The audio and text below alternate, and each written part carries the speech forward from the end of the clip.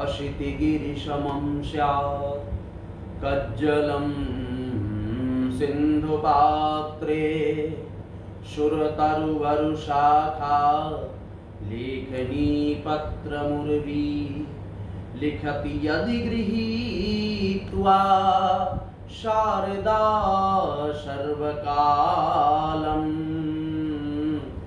तदपि तव गुणानामीशपारं नयाति।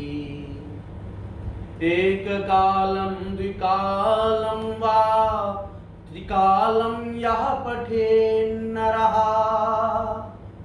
फिर सर्वपाप विनिर्मुक्तः शिवलोकी महीयते। जगत वंद्य परमात्मा, सदाचार कराने वाले, सदाचार स्वरूप परमात्मा सगुण, निर्गुण, निराकार, साकार सभी रूपों में विद्यमान रहने वाले वो तेजस स्वरूप परमात्मा, जिनके तेज से, जिनके प्रकाश से संसार प्रकाशित होता है, जिन महादेव की जटाओं के द्वारा ये समस्त प्रकृति ने पूरी धरती पर छाया पटल बिछा रखा है, जिनके भजन के प्रताप से लोग आनंद लेने लगते हैं। और साथ में कहा जाता है कि वो तो भजनानंदी हो गए। जब सब तरफ से हारा हुआ, थका हुआ, आत्मबल से गिरा हुआ व्यक्ति होता है तो परमात्मा का स्मरण करता है, ध्यान करता है। और जब मन अशांत होता है, जब मन भिन्न हो जाता है और मन अचेतन हो जाता है, जब मन में बहुत सारी उलझनें व्याप्त हो जाती हैं, उस समय आपके पास एक रास्ता होता है, वो है आध्यात्म चिंतन का। प्राणियों में सद्भावना, अपने अंदर आत्मबल का। तो जब हमें सर्वरूप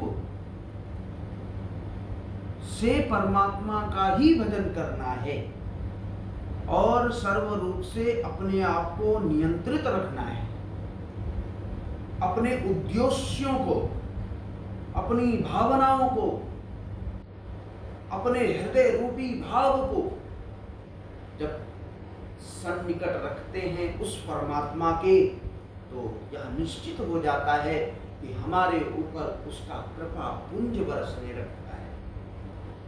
और साथ साथ में कहा तो ये गया है शास्त्रोक्त, एक कालम द्विकालम वा त्रिकालम। एक काल जब करो, प्रातः काल जब आप तैयार हो जाओ, तो तैयार होने का उद्देश्य यह नहीं कि दिव्य दिव्य कपड़े पहन लिए जाएं, श्रृंगार कर लिया जाए। तैयारी उसे नहीं कहते हैं, तैयारी तो उसे कहते हैं कि आप शुद्ध हुए, शुद्ध वस्त्र धारण करके उस शुद्ध परमात्मा का ध्यान करिए जिसने इन सब चीजों को शुद्ध बनाया है। आप बाहर से शुद्ध हो गए, अब आपकी जिम्मेदारी है कि आप अंदर से शुद्ध हो। कहने का तात्पर्य यह है कि हमारे जीवन में हम वास्तविकता से डरते क्यों हैं? हम वास्तविकता से पीछे हटने का प्रयास इसलिए करते हैं क्योंकि हमारे अंदर क्षमता की कमी। आंख बंद करो, अंधेरा है, रात हो जाए, अंधेरा है।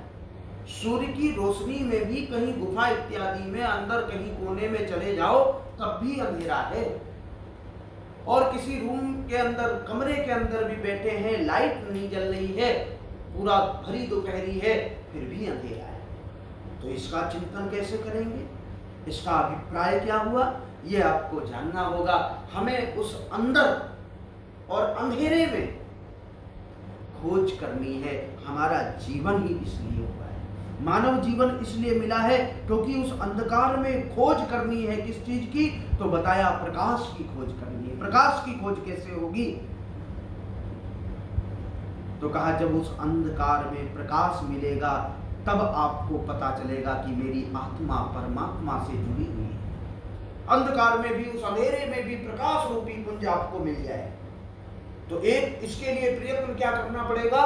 तो कहा एक कालम द्विकालम वा त्रिकालम यह पठेन नरः, 3 काल मतलब सुबह दोपहर और शाम परमात्मा से आज्ञा लेनी पड़ेगी कि मैं इस कार्य को कर सकूं, क्षमता प्राप्त करनी पड़ेगी।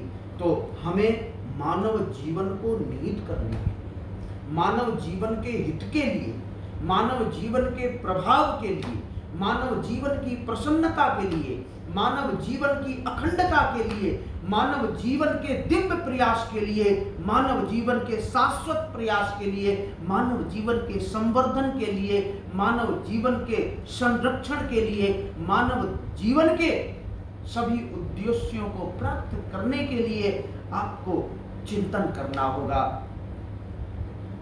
अंतःकरण का चिंतन करना होगा, अपने अंदर बसी हुई श्वास रूपी जो प्रकट करने वाली पर आत्मा है उसका, अपने अंदर के भावों को, तब जाकर के कहीं प्राणियों में सद्भावना की भावना युक्त हो पाएगी और प्रस्फुटित हो पाएगी।